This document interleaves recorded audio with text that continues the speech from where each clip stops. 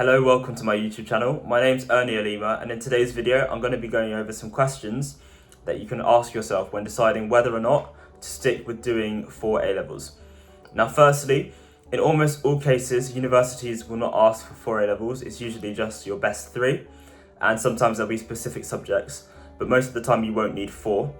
However, if you do well in 4 A-levels, it may signal to future employers, or when you're applying for internships, it may signal to them that you can handle a larger workload. However, most of the time, you'll just be needing 3 A-levels and doing 4 will not be necessary. Now, personally, I did 4 A-levels for an academic challenge, and also because I was interested in the 4 subjects. So I did maths, economics, politics, and French.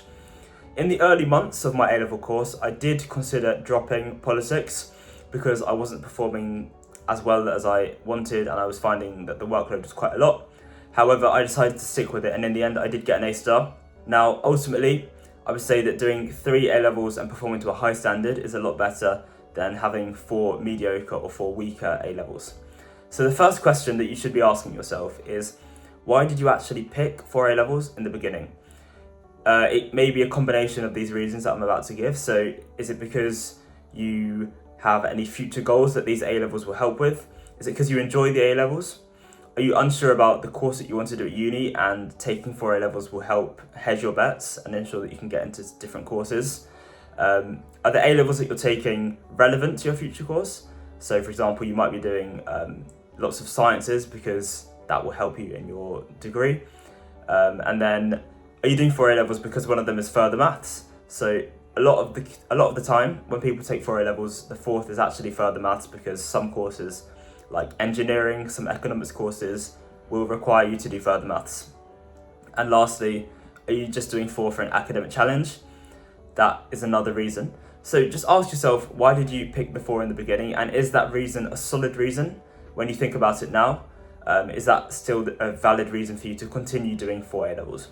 Now the next question that I would ask is, will doing 4 A-levels negatively impact your other A-levels? So is the 4th one gonna reduce all of your overall grades? Are you able to manage the workload of doing 4 A-levels?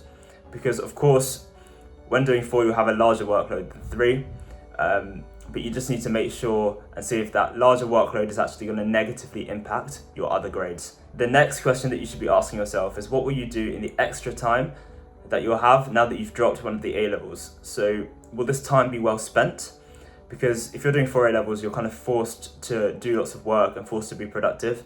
However, if you drop the A-level, you'll have a lot more time, and I would suggest using that time productively. So what you could do something where it will still help you improve your skills, but there won't be that academic pressure. For example, you could do volunteering, you could get a job, you could start reading around your subject, you could do a course which is linked to your subject, or just a separate course. So you could learn to code, for example, you could write a blog, you might even do something in school, so an EPQ, which is an extended project qualification. It's like a research project, or maybe young enterprise. There are so many different options and ways that you could use that extra time.